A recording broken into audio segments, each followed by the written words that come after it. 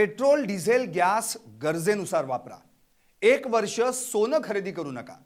वर्षभर परदेशात यात्रा करणं टाळा. इलेक्ट्रिक वाहनांचा वापर करा. असं अचानक झालं तरी काय की पंतप्रधान नरेंद्र मोदींना देशवासियांसाठी करावं लागलं हे आवाहन. नेमकं घडलंय तरी काय? देशावर असं कोणतं येऊ घातलंय संकट? पाहुयात यावरचा हा स्पेशल रिपोर्ट. वर्षभर सोनं खरेदी टाळा, इंधन जपून वापरा.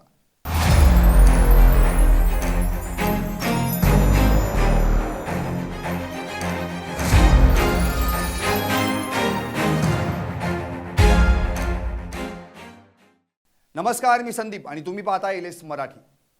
पंतप्रधान नरेंद्र मोदी आज हैदराबाद दौऱ्यावर आहेत. या दौऱ्यातील आयोजित एका कार्यक्रमात जनतेला संबोधित करताना त्यांनी मोठं भाष्य केलं. पंतप्रधान मोदींनी जनतेला कोरोना काळाची आठवण करून दिली. त्यांनी पुन्हा एकदा सर्वांना वर्क फ्रॉम होम पद्धतीचं प्रोत्साहन देण्याविषयी सांगतानाच पेट्रोल, डिझेल आणि गॅसचा वापरही जपून करण्यास सांगितलं. केवळ इतकंच सांगून ते थांबले नाहीत, तर 1 वर्ष सोनं खरेदी करू नका, वर्षभर परदेशात यात्रा करणं टाळा, इलेक्ट्रिक वाहनांचा वापर करा असंही सांगायला ते विसरले नाहीत. आता हे आवाहन मोदींनी का केलं असावं असा प्रश्न सर्वांना पडला असेल ना. सांगतो. पंतप्रधान मोदींनी हे आवाहन करताना यामागचं कारणही स्पष्ट केलंय. मागील 2 महिन्यांमध्ये पश्चिम आशियात युद्ध सुरू आहे. त्याचा परिणाम जगावर होतोय. इराण-अमेरिका युद्धामुळे जगभरात कच्च्या तेलाचा तुटवडा निर्माण झालाय. त्यामुळे इंधनाचे दर अनेक देशांमध्ये वाढले आहेत. तर काही ठिकाणी इंधन तुटवड्याची स्थितीही आहे. भारतावरही त्याचा परिणाम झालाय. भारतात मोठमोठ्या तेलाच्या विहिरी नाहीत. पेट्रोल, डिझेल, गॅस या गोष्टी दुसऱ्या देशातून आयात कराव्या लागतात. युद्धामुळे पेट्रोल, डिझेल, गॅसचे दर, खताच्या किमती मोठ्या प्रमाणात वाढल्या आहेत, गगनाला भिडल्या आहेत. मागील काही दिवसांमध्ये भारतात पेट्रोल, डिझेलच्या किमती वाढल्या. व्यावसायिक गॅस सिलेंडरच्या दरातही वाढ झाली आहे.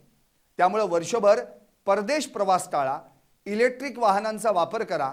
ज्या शहरांमध्ये मेट्रो आहे तिथं मेट्रोचा वापर करा. आज आपल्याला मीटिंगसाठी व्हिडिओ कॉन्फरन्सिंग आणि वर्क फ्रॉम होमची गरज आहे असंही मोदींनी म्हटलं. तेजी से विकसित होने के लक्ष्य की तरफ आगे बढ़ रहा है, लेकिन इस समय भारत कई विराट चुनौतियों का मुकाबला भी कर रहा है. साथियों, कोरोना काल के दौरान ही दुनिया सप्लाई चेन के बहुत बड़े संकट से गिर गई थी. कोविड के बाद यूक्रेन में युद्ध शुरू हो गया. उसने दुनिया की परेशानियां और बढ़ा दी. फूड, फ्यूल, फर्टिलाइजर, इन तीनों चीजों पर गंभीर प्रभाव पड़ा. बीते 5-6 वर्षों में इस संकट से निपटने के लिए हमारी सरकार निरंतर प्रयास कर रही है.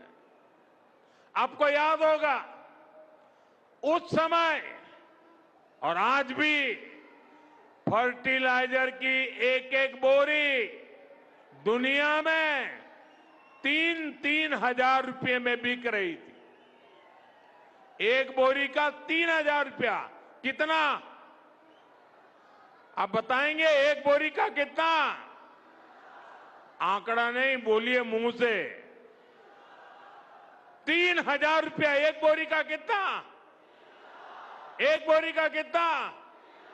एक बोरी का कितना? और भारत के किसानों को वही खाद की बोरी 300 से भी कम रुपये में दी जा रही है. 3,000 के सामने 300 रुपये में. सप्लाई चेन की इन मुश्किलों के बीच पिछले 2 महीने से हमारे पड़ोस में ही इतना बड़ा युद्ध चल रहा है. इसका असर पूरी दुनिया पर पड़ा है और भारत पर तो और भी गंभीर असर हुआ है. साथियों, भारत के पास बड़े बड़े तेल के कुएं नहीं है. हमें अपनी जरूरत का पेट्रोल, डीजल, गैस ये सब बहुत बड़ी मात्रा में दुनिया के दूसरे देशों से बाहर से मंगाना पड़ता है। युद्ध की वजह से पूरी दुनिया में पेट्रोल, डीजल, गैस और फर्टिलाइजर के दाम बहुत अधिक बढ़ चुके हैं, आसमान को भी पार कर गए हैं। अड़ोस पड़ोस में देशों में क्या हाल है वो तो अखबारों में आता है।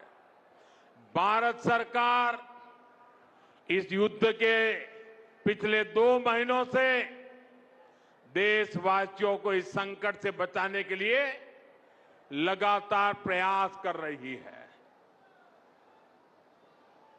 नागरिकों पर बोझ न पड़े, इसके लिए सरकार सारा बोझ सरकार खुद अपने कंधे पर उठा रही है।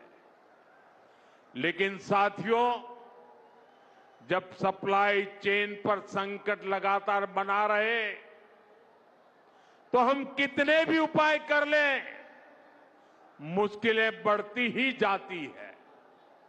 इसलिए अब देश को सर्वोपरि रखते हुए, मां भारती को सर्वोपरि रखते हुए हमें एकजुट होकर के लड़ना होगा।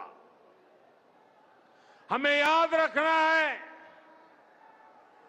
देश के लिए मरना ही सिर्फ देशभक्ति नहीं होती है, देश के लिए जीना और देश के प्रति अपने कर्तव्यों को निभाना वो भी देशभक्ति होती है। इसलिए वैश्विक संकट के इस समय में हमें कर्तव्यों को सर्वोपरि रखते हुए कुछ संकल्प लेने होंगे और उन संकल्पों को पूरे समर्पण भाव से पूरा करना होगा। जैसे एक बड़ा संकल्प है पेट्रोल डीजल का संयम से इस्तेमाल करना। साथियों, हमें पेट्रोल डीजल का उपयोग कम करना होगा। शहरों में जहां मेट्रो है वहां हम तय करें कि हम मेट्रो का ही उपयोग करेंगे, ज्यादा से ज्यादा मेट्रो में ही जाएंगे। अगर कार में ही जाना जरूरी है तो फिर कार पूल करने का प्रयास करें और भी लोगों को साथ बिठा ले। अगर हमें कहीं सामान भेजना हो तो कोशिश करनी है कि वह ज्यादा से ज्यादा रेलवे गुड्स के जो ट्रेन होती है रेलवे की सर्विसेज से भेजे, ताकि इलेक्ट्रिक रेलवे होने के कारण पेट्रोल डीजल की जरूरत नहीं पड़ती है।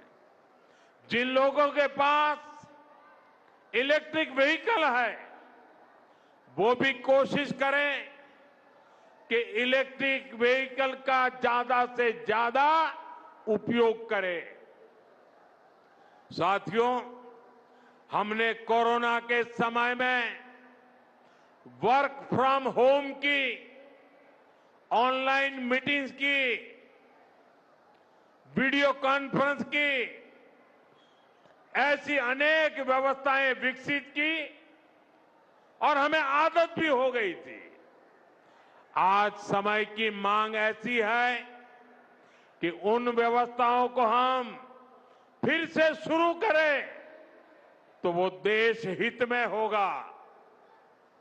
Work from home, online conferences, virtual meetings, इनको हमें फिर से प्राथमिकता देनी है।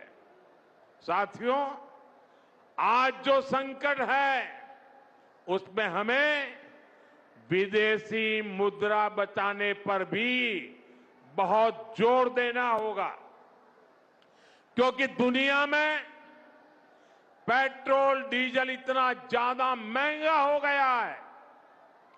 पहले से कई गुना ज्यादा कीमतें बढ़ गई है, तो हम सबका दायित्व है कि पेट्रोल डीजल की खरीद पर जो विदेशी मुद्रा खर्च होती है, पेट्रोल डीजल बचाकर हमें वो मुद्रा भी बचानी है। इसके लिए हमारे छोटे छोटे प्रयास भी देश की बहुत मदद कर सकते हैं। आता जाता जाता सोनं खरेदी करणं टाळा, इंधन जपून वापरा असं आवाहन मोदींनी का केलं असावं, यावर तज्ज्ञांचं मत काय हेही सांगतो। आपल्याकडे सोन्याचा आणि तेलाचा व्यवहार हा डॉलरमध्ये होतो। आशिया खंडात आपला देश सोन्याची सर्वाधिक आयात करतो। यासाठी मोठ्या प्रमाणात डॉलरमध्ये व्यवहार होतो। यासाठी या युद्ध काळात परकीय चलन म्हणजे डॉलर वाचवणं गरजेचं आहे। आता समजलं का मोदी का म्हणाले सोनं खरेदी टाळा, इंधन जपून वापरा ते?